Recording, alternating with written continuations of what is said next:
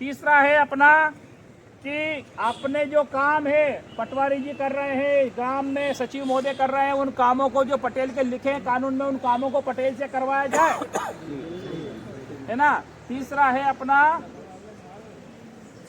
पटेल साहब, चौथा है अपना कि सबके बैठने के लिए गांव में सब कर्मचारी अधिकारी के लिए बैठने की व्यवस्था होती है, पटेल के लिए नहीं है, तो अपने बैठने की व्यवस्था की जाए। आ गया कुछ समझे पटेल साहब?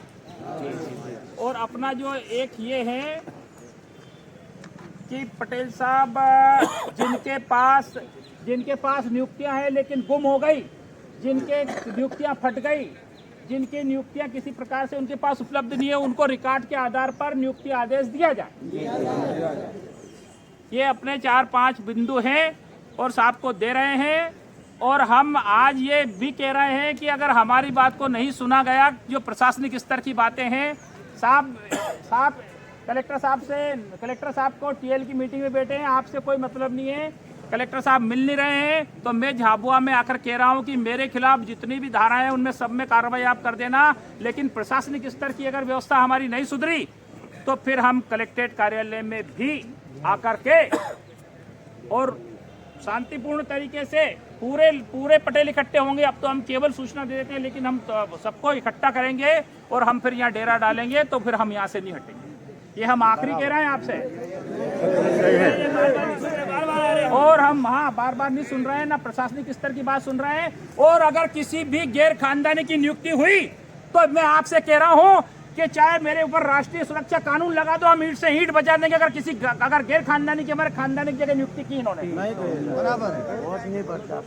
ये भी मैं आप लोगों को कह रहा हूँ, ये सबको मैं चेतावनी के रूप में कह रहा हूँ कि हम जो है ये पद हमारा माननीय सुप्रीम कोर्ट ने माना है कि पटेल का पद खानदानी है, परंपरागत वंशानुगत है। जब देश का कानून ये कह रहा है, जब न्यायालय सर्वोच्च न्यायालय ये कह रहा है, तो आप लोग जब तक हमारा 65 साल का जब तक हिसाब नहीं हो, आप हमारा मानदेय नहीं दे दो जब तक कलेक्ट्रेट पर, तब तक किसी भी गैर खानदानी की नियुक्ति करने का आपको किसी को कोई कानूनी अधिकार नहीं है।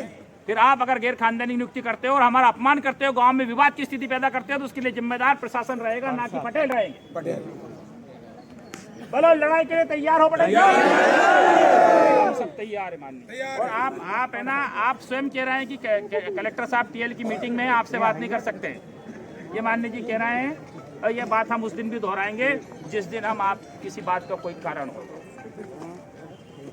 तीसरी बार हो गया है, कोई साहब नहीं मिल रहे, हमको नहीं मिल रहा है ना, तो साहब तो है लेकिन अपने लिए नहीं है। किसी भी गैर खानदानी को इन्होंने पटेल बनाया तो पार की जंग लड़ेंगे कि नहीं लड़ेंगे?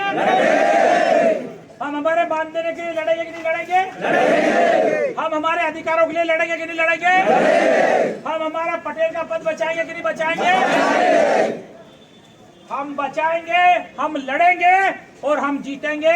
मेरे इशारे का इंतजार करें, मेरे बुलावे का इंतजार करें, और घर से निकले तो गोफन कमर में और तीर कमान कंधे पर टांग कर ही निकलना, और घर वालों से कह के निकलना कि अब मैं जंग जीत कर ही घर लौटूंगा। ये तुम्हें अपने पूर्वजों की कसम है। अगर किसी ने पक्की बात है, ये वादा कर रहे हो आप मुझसे, तो मैं भी आपसे वादा कर रहा हूँ कि चाहे जंग में शहीद होना पड़े तो राजेश पटेल हो जाएगा, लेकिन राजेश पटेल पीछे नहीं हटे। पटेल संघ जिंदाबाद, पटेल संघ जिंदाबाद।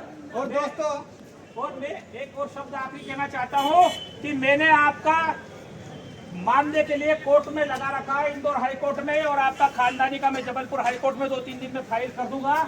आप जितने भी पटेल है वो अपना जिन ने आवेदन नहीं करा है, वो वहाँ पे ये गार्डन है ना सामने, अम्बेडकर गार्डन, इसमें अपना आवेदन भरवा के जाना, और जिनने दस्तखत नहीं किए हैं वो दस्तखत करके भी जाना। और अब जाओ और 15 से 20 दिन इंतजार कर लो। आज 8 तारीख है, 25 तारीख तक इंतजार कर लो।